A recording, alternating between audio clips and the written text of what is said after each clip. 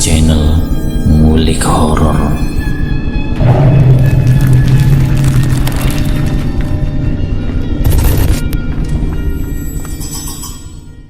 Assalamualaikum warahmatullahi wabarakatuh. Kembali lagi di channel Ngulik Horor. Channel ini menceritakan tentang kisah-kisah misteri.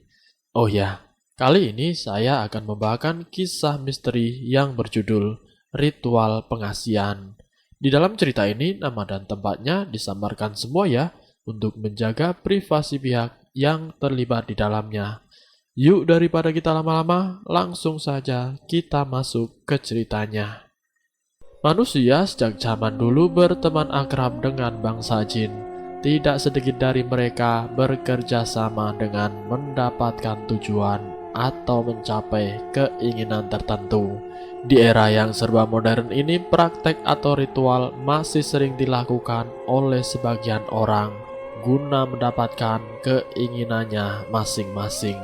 Seperti halnya ritual pengasian yang pernah aku lakukan pada tahun 2014 silam. Ritual adalah serangkaian kegiatan yang dilaksanakan, terutama untuk tujuan simbolis. Ritual dilaksanakan berdasarkan suatu agama atau bisa juga berdasarkan tradisi dari suatu komunitas tertentu. Kegiatan-kegiatan dalam ritual biasanya sudah diatur dan ditentukan dan tidak dapat dilaksanakan secara sembarangan. Pertanyaannya adalah apakah di tahun 2021 ini masih banyak orang melakukan kegiatan tersebut? Di zaman yang sudah modern seperti ini masih banyak orang yang melakukan sebuah ritual, tergantung dengan tujuannya masing-masing. Seperti yang pernah aku alami sebelumnya pada tahun 2014 silam. Aku berharap dengan kejadian setelah ritual yang pernah aku alami, kalian yang ingin melakukannya dapat mengurungkan niat tersebut, karena terdampak sangat signifikan terhadap kehidupan sehari-hari. Malam itu di tahun 2014, aku tengah dalam perjalanan kembali ke Tangerang bersama kedua teman kantorku, sebut saja namanya Usep dan Maman. Sebelumnya kami telah mengunjungi situs bersejarah yang berlokasi di Kabupaten Cianjur, yaitu Gunung Padang, sebuah situs megalitikum yang sangat megah, penuh dengan misteri dan sejarah yang sampai saat ini belum ada yang dapat memecahkan misteri Gunung Padang tersebut. Kami bertiga memang sangat tertarik dengan sebuah situs atau benda yang mengandung sejarah atau misteri. Menurut kami itu adalah hal yang sangat menyenangkan untuk dieksplor. Usep adalah seorang bapak-bapak dari dua orang anak dan berdomisili di Tangerang. Sedangkan Maman adalah seorang bapak dari satu orang anak. Ia perantau sama sepertiku. Kami bertiga sangat dekat dan sering menghabiskan waktu bersama setelah jam kantor, entah hanya sekedar ngobrol atau minum kopi. Di tengah perbincangan kami kembali ke Tangerang, aku teringat akan sebuah kejadian di kantor sebelum kami ke Cianjur. Waktu itu atasanku yang dikenal sangat galak, temperamental dan tidak mentoleransi sebuah kesalahan. Sikapnya tiba-tiba berubah kepada Usep.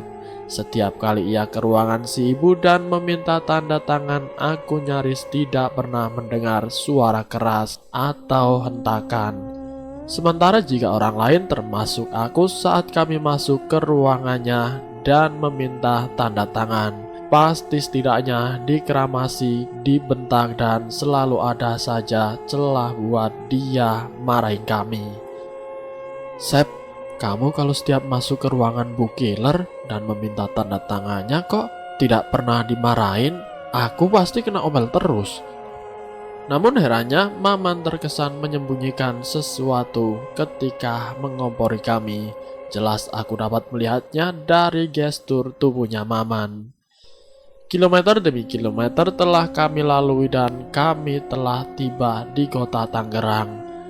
Malas sekali besok harus kembali bekerja dan bertemu dengan si ibu killer. Aku terlebih dahulu mengantar Usep ke rumahnya, kemudian lanjut Maman. Setelah semuanya diantar, barulah aku dapat pulang ke kosan. Dan di dalam perjalanan menuju kosan, ponselku berdering. Ternyata ada notifikasi dari Usep. Aku mencoba menepi dan cek pesan dari Usep. Kali ada sesuatu yang penting atau ada barang dia yang tertinggal di mobil. Besok setelah jam kantor ketemu aku di base camp ya. Aku bakalan ceritain apa yang kamu tanyain tadi. Pesan dari Asep.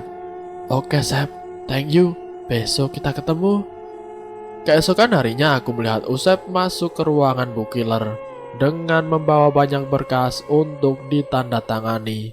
Dan tidak terdengar suara gaduh atau omelan si ibu killer yang aku dengar saat itu. Ia keluar dari ruangan Bu Killer dengan ekspresi yang biasa saja, seolah tidak terjadi apa-apa dan tidak seperti yang dialami oleh karyawan lain. Pak Dedi misalnya, setiap kali keluar dari ruangan Bu Killer, ia selalu terlihat murung. Jam 5 sore aku mulai membereskan meja kerja dan berkemas meninggalkan kantor untuk menemui Usep. Tibalah aku di base camp dan aku cukup terkejut karena saat itu Maman juga hadir. Pertanyaannya adalah apakah ada hubungannya dengan Maman juga. Kamu pengen tahu apa yang aku lakukan? Kalau iya, Jumat ini ikut aku ke kampung Maman di Sukabumi Selatan, ujar Usep. Maksudnya gimana, Sep? Jangan setengah-setengah ginilah kalau cerita, jawabku. Aku sedikit kesal dengan perkataan si Usep. Maksudnya aku sama sekali tidak mendapatkan jawaban atas pertanyaanku. Tapi aku masih penasaran dan semakin penasaran aku mengiyakan ajakan si Usep. Sehari menjelang keberangkatan ke Sukabumi Selatan, aku gelisah, tidak tenang, dan tidak dapat tidur dengan nyenyak. Tidak seperti biasanya hal terjadi sekalipun esok harinya akan ada momen atau acara penting. Kemudian aku mulai berkemas-kemas, membawa barang-barang yang sekiranya akan diperlukan, seperti pakaian ganti, perlengkapan mandi, dan juga lilin. Kenapa harus lilin? Mungkin di sana akan membutuhkannya. Selain itu Usep sempat berpesan agar aku membawa 7 jenis bunga yang dipetik oleh diri sendiri. Saat itu aku menuruti perkataan Usep dan sore harinya mulai mencari 7 jenis bunga. Entah benar atau tidak, aku sudah mendapatkan 7 jenis bunga yang aku petik sendiri. Sempat ada yang bertanya untuk apa aku memetik bunga tersebut. Tapi aku tidak menjawabnya. Bukankah dalam hidup ini kita boleh memilih untuk tidak menjawab pertanyaan orang? Aku sudah mengemas apa saja yang harus aku bawa. Hari Jumat jam 8 malam, Usep dan Maman sudah datang menjemputku di depan kosan. Aku segera mematikan listrik dan memastikan meninggalkan kosan dengan keadaan baik. Baru saja aku duduk di mobil, Usep langsung menanyakan apakah aku membawa bunga 7 rupa yang sempat ia ceritakan. Dan ada apa dengan bunga tersebut? Saat itu aku tidak mau ambil pusing. Perjalanan dari Tangerang menuju Sukabumi Selatan membutuhkan waktu sekitar 5 jam perjalanan. Itu kalau lancar. Jam 12 malam kami sudah sampai di exit tol Ciawi.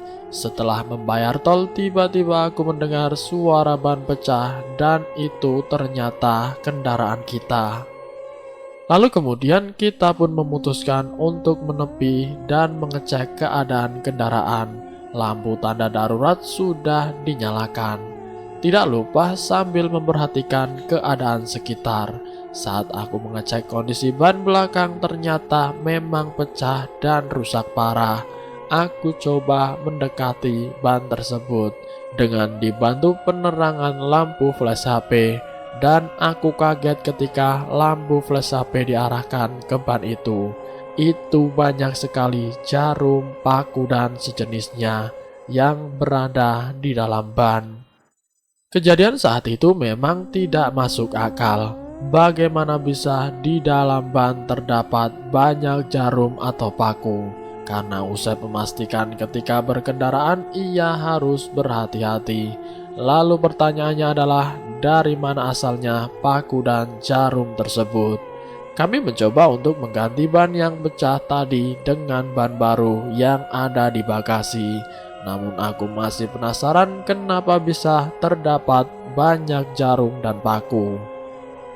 Pergantian ban pun cukup menguras waktu. Jam 1-an malam kami memutuskan untuk melanjutkan perjalanan dengan sangat hati-hati. Walaupun ada sedikit rasa khawatir akan terjadi sesuatu yang lain. Tidak terasa jam 5 pagi kami sudah sampai di lokasi. Sembari mengumpulkan nyawa, aku mencoba memfokuskan penglihatan. Lalu aku keluar mobil dan menghirup udara segar, dan aku melihat ada tukang bubur berjualan. Aku menghampirinya untuk membeli bubur tersebut. Tapi Maman dengan sigap menarik tanganku dan berkata, "Itu bukan tukang bubur." Aku sempat heran dengan perkataan Maman. Lalu aku mencoba memfokuskan penglihatan, dan ternyata yang akan aku samperin itu adalah wanita memakai baju putih, berambut panjang kusam dan beraroma bunga melati. Wanita tersebut melihat ke arah kita dengan tatapan yang kosong, pucat dan seram sekali. Aku sangat panik saat itu dan Maman mencoba menenangkanku. Kami fokus untuk membawa barang bawaan dan masuk ke dalam sebuah rumah. Di dalam rumah aku melihat sosok kakek tua tersenyum ke arah kami dan memberitahu bahwa jangan panik dan takut dengan wanita yang sekarang ada di depan rumah. Menurut Aki, wanita itu adalah penunggu di salah satu pohon besar yang berada di depan rumah, dan kehadirannya sudah sangat biasa bagi Aki. Hari semakin siang, matahari sudah terbit dan wanita itu sudah tidak terlihat di depan rumah. Lalu aku memutuskan untuk membereskan barang-barang bawaan dan izin ke kamar mandi untuk bersih-bersih. Jika kalian pernah mengunjungi perkampungan, rata-rata rumahnya itu gubuk, terbuat dari kayu semua, dan kamar mandinya terpisah dari rumah. Begitupun dengan rumah Aki, kamar mandinya terpisah dan berada di belakang rumah. Kamar mandinya tidak 100% tertutup, hanya ditutupi sekitar sedada orang dewasa. Setelah selesai mandi dan bersih-bersih, aku menutup pintu kamar mandi dan aku memperhatikan keadaan di belakang rumah. Ternyata di bawah itu ada sungai, airnya cukup banyak dan arusnya pun cukup deras. Lalu kemudian aku melihat keadaan di samping rumah Aki. Di situ terdapat 2 kuburan. Tidak ada nama di batu nisannya. Kira-kira itu kuburan siapa? Mungkin keluarganya Aki. Aku tidak terlalu memperdulikan hal tersebut dan kembali ke dalam rumah. Di dalam rumah aku melihat Aki sedang mengobrol dengan Usep, sementara Maman tidur pulas di dalam kamar. Aku bergabung dengan Aki dan Usep dan larut di dalam obrolan sampai siang. Tidak banyak aktivitas yang dilakukan saat itu. Aku hanya tiduran di dalam rumah. Sesekali keluar melihat keadaan desa yang sangat tenang, nyaman, serta tidak bising. Usai menghampiriku yang saat itu tengah berada di teras depan, dia memberitahu bahwa nanti malam selepas Isya akan dilakukan sebuah ritual. Ritual apa maksudnya? Aku mencoba membuat clear ucapan si Usep, karena aku datang ke sini untuk mengetahui rahasia yang dipakai si Usep untuk meluluhkan hati Bu Killer. Tapi apakah rahasianya itu adalah ritual? Akan ada ritual. Tapi karena sudah di lokasi dan aku pun tidak dapat pulang ke Tangerang saat itu, Usep menceritakan bahwa rahasia dia bisa menaklukkan Bu Killer adalah dia melakukan ritual pengasihan di sini dengan media bunga 7 rupa. Aku hanya berpikir di zaman yang sudah modern seperti sekarang, apakah mungkin itu terjadi? Terlihat tidak masuk akal, tapi Usep membuktikannya sendiri dan itu berhasil. Keadaan desa selepas Isya benar-benar beda. Sepi, tidak terlihat orang berlalu lalang, gelap penerangan seadanya. Aku teringat akan 2 kuburan yang berada di samping rumah Aki itu. Malam itu aku merasakan hal yang berbeda di rumah Aki. Aku melihat Aki tidak nampak seperti kakek-kakek pada umumnya. Dia bisa nampak lebih muda malam itu. Apa mungkin yang aku lihat itu adalah anaknya Aki? Tapi Usep dan Maman memanggil dengan sebutan Aki. Jam 11 malam Aki membawa kami ke belakang rumah. Di sana sudah terdapat 2 ember besar yang sudah berisikan bunga 7 rupa yang aku dan Usep bawa.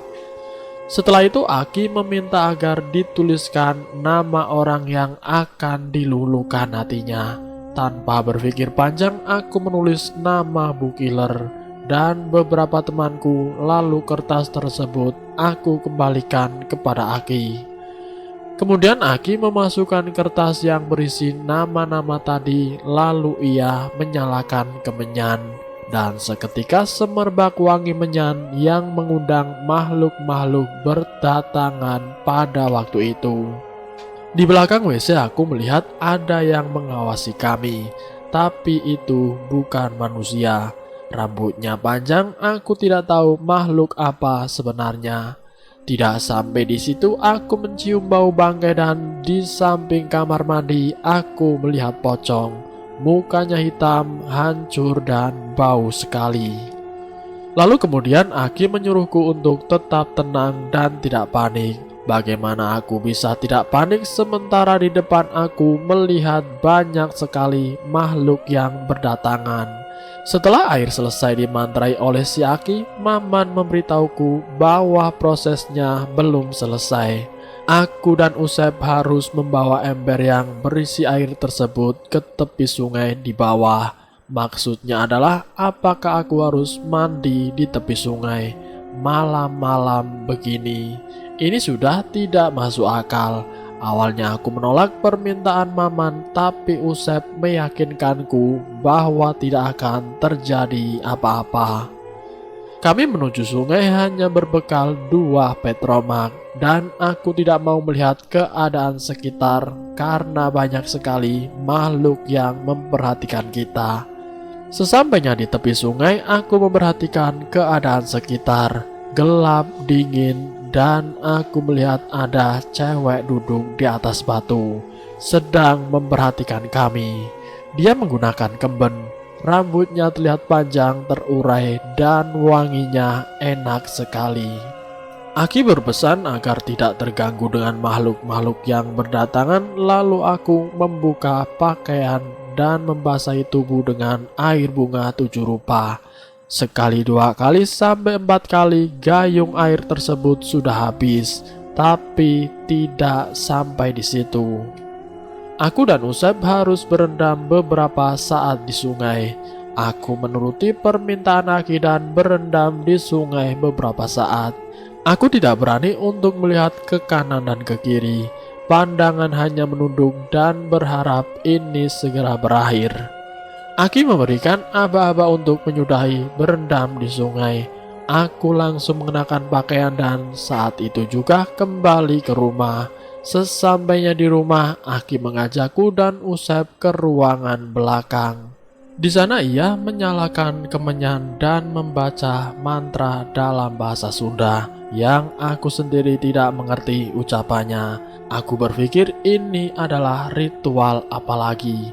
Aku sudah mandi, berendam, dan sekarang mesti meminum segelas air yang sudah dimantrai oleh si Aki. Tanpa berpikir panjang, aku mengikuti ajuran si Aki. Setelah ritual selesai, aku membersihkan diri dan mengganti pakaianku. dan aku melanjutkan untuk beristirahat. Aku sengaja tidak ikut obrolan Usep, Maman, dan Aki di ruang tamu. Aku memutuskan untuk tidur saja. Keesokan harinya sebelum pulang ke Tangerang, Aki memberikan amanah atau pantangan yang jangan sampai dilakukan setelah ritual semalam. Karena jika dilakukan maka khasiatnya akan hilang. Tanpa banyak bicara, aku mengiyakan permintaan Aki dan aku bersiap untuk kembali ke Tangerang. Di dalam perjalanan pulang, aku tidak terlalu banyak ngobrol dengan Usep dan juga Maman karena sebenarnya aku sedikit masih kesal dengan mereka. Aku tidak expect akan mengikuti ritual tadi malam. Sesampainya di kosan, aku membereskan barang-barang bawaan. Namun ketika aku hendak berbaring di tempat tidur, aku melihat banyak sekali rambut panjang di atas kasur. Saat itu aku masa bodoh dan segera membereskan rambut-rambut tersebut, lalu kemudian rebahan dan tertidur. Kemudian aku dibangunkan oleh suara azan maghrib. Aku pun langsung bangun, tapi ketika melihat ke arah pojokan pintu kamar, aku seperti melihat ada seseorang di sana. Lalu aku menyalakan lampu dan sosok itu menghilang. Mungkin itu hanya efek dari tidur siang tadi. Keesokan harinya di kantor, orang-orang melihatku dengan pandangan yang berbeda. Aku sempat berpikir apa parfum yang aku gunakan terlalu menyengat atau aku salah pakai baju. Tapi parfum dan baju yang aku kenakan terlihat biasa saja dan tidak mencolok. Aku membereskan meja kerja dan mulai menyalakan komputerku. Selang 2 jam terdengar suara sepatu Bu Killer menuju ruangannya. Semua karyawan langsung di posisi kerja masing-masing. Setelah Bu Killer masuk ke ruangannya, aku tunggu beberapa saat menyiapkan mental untuk bertemu dengannya. Karena aku ada berkas yang harus ia tanda tangani. "Permisi Bu, selamat pagi. Saya mau meminta tanda tangan Ibu untuk berkas ini," ujarku. Ketika Bu Killer melihat wajahku, ia mempersilahkan masuk. Aku pun memberikan berkas tersebut. Lalu diperiksa oleh Bu Killer dan dia tanpa bertanya sedikit pun langsung menandatangani berkas tersebut. Aku pun tidak mendengar omelan yang keluar dari mulut Bu Killer. Sungguh aneh, aku tidak dapat mempercayainya. Aku keluar dari ruangannya dan teman-teman di kantor heran kenapa Bu Killer sama sekali tidak mengeremasku. Pagi itu adalah kali pertamanya pekerjaanku dilancarkan. Lalu apakah ada hubungannya dengan ritual pengasihan? Aku akan membuktikannya lagi. Di hari kedua dan seterusnya, setiap kali aku meminta berkas untuk ditandatangani oleh Bu Killer, ia sama sekali tidak pernah mengomel atau berkata sedikit pun. Berkasku semuanya ditandatangani. Sampai pada suatu keadaan teman-temanku yang lain juga menitipkan berkasnya kepadaku, dan itu tidak masalah. Bu Killer sama sekali tidak keberatan dan menandatangani semua berkas yang aku bawa. Namun di balik itu semua, setiap malam aku selalu melihat sosok perempuan di kamarku. Perempuan itu tidak nampak asing. Aku sepertinya pernah melihatnya, dan benar saja ketika aku pulang dan membuka kamar, aku melihat perempuan itu tengah berada di ruang tamu dengan tatapan tajam. Dan ia adalah perempuan yang aku lihat ketika aku berendam di sungai waktu itu. Persis sama menggunakan kemben, rambut terurai wangi sekali, tapi bukan wangi bunga melati atau mawar. Pada awalnya aku tidak keberatan dengan kehadirannya, tapi lama-kelamaan ada pos di mana aku tidak mau melihat dia. Aku pun memutuskan untuk pindah kosan, tapi ia masih saja mengikutiku. Ia memperkenalkan diri dengan nama Nyi Entang, dan aku dihadapkan dalam sebuah masalah lain. Sudah 1 bulan lamanya aku diikuti oleh Nyi Entang. Memang pekerjaanku di kantor amat sangat dilancarkan, tapi aku tidak mau kalau ia terus-menerus mengikutiku. Aku menginginkan kehidupan yang sebelumnya, tanpa ada gangguan, dan itu lama-kelamaan akan membuatku gila jika terus-menerus melihat Nyi Entang. Masalahnya ia bukanlah manusia. Karena sudah sangat mengganggu, aku berpikir bagaimana caranya agar tidak diikuti lagi. Lalu aku pun teringat dengan perkataan Aki, agar tidak melanggar pandangan. Tanpa berpikir panjang, aku melanggar satu dari beberapa pantangan tersebut. Tapi di situ muncul masalah baru lagi.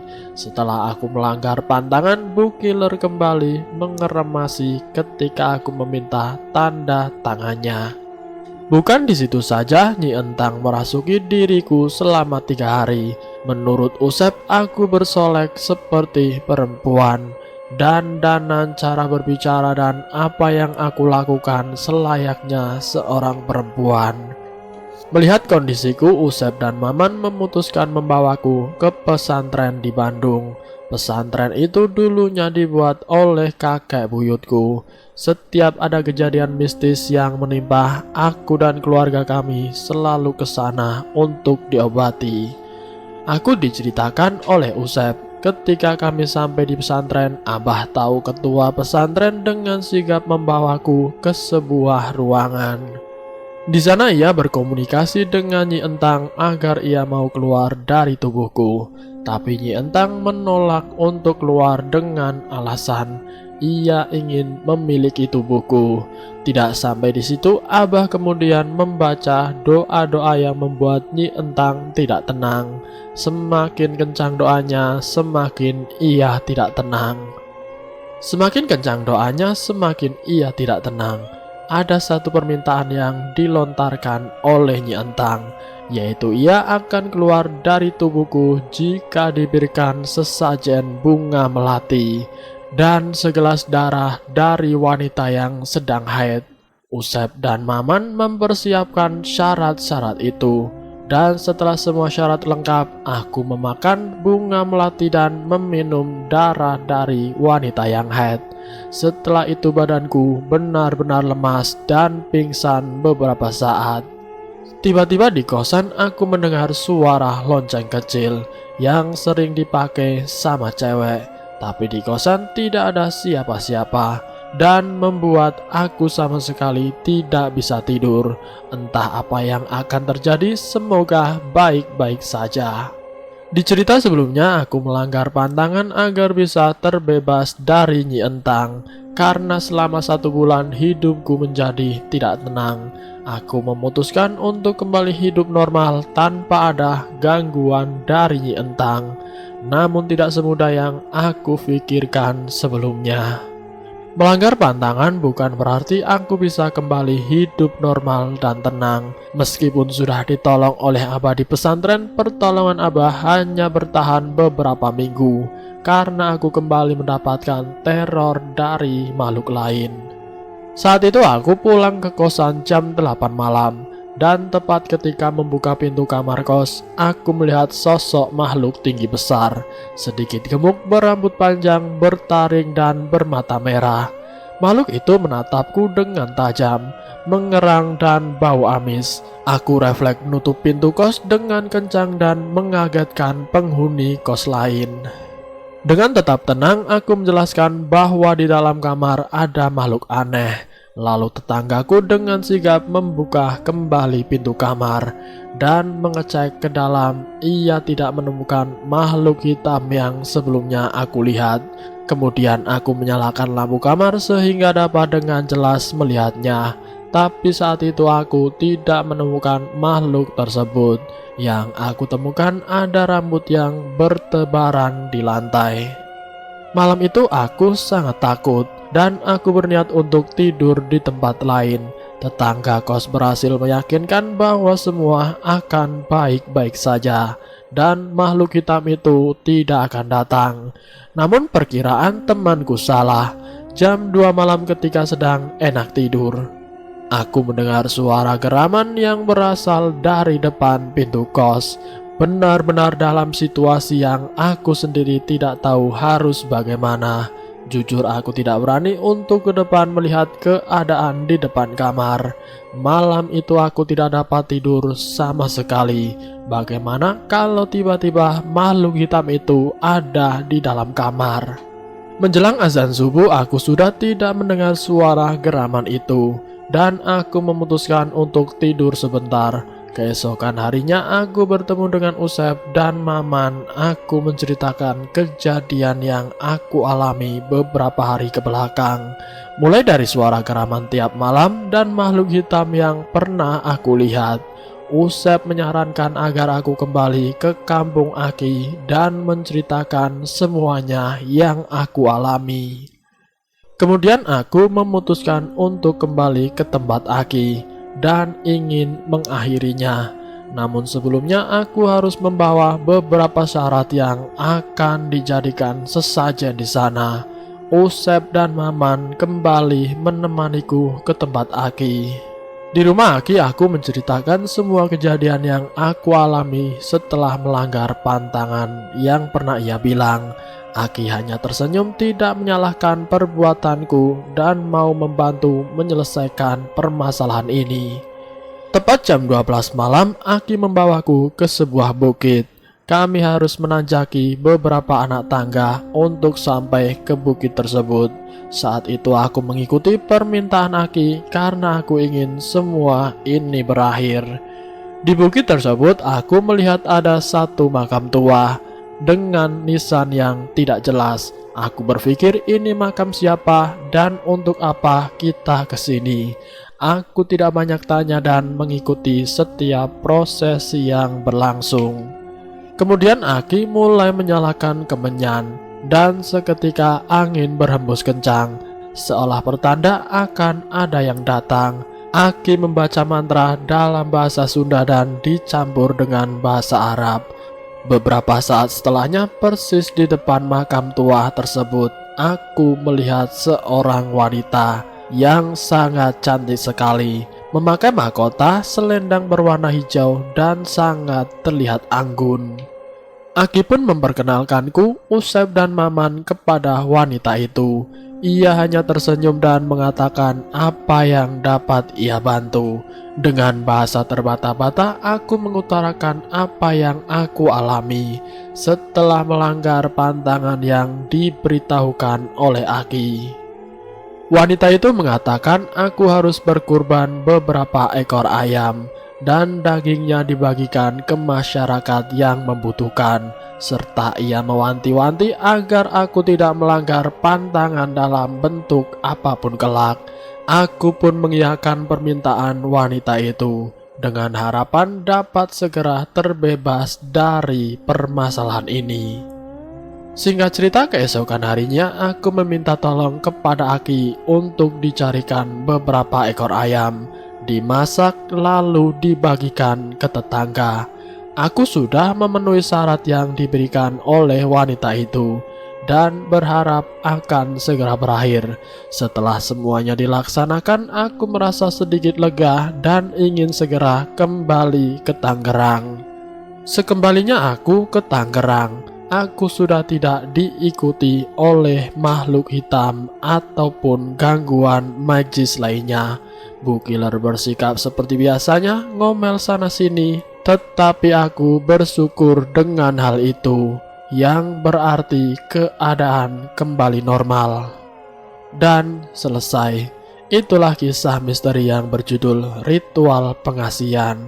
Dalam cerita kali ini, aku cuma berpesan kepada kalian agar tidak pernah terpikirkan untuk melakukan ritual pengasihan ataupun ritual lainnya.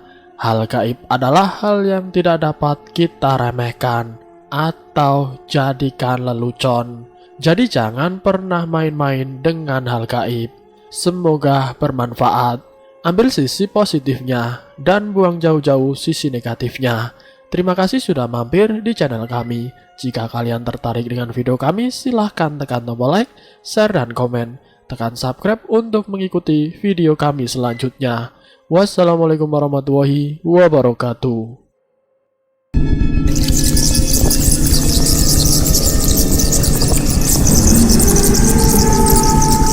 Selamat datang di channel Ngulik Horor.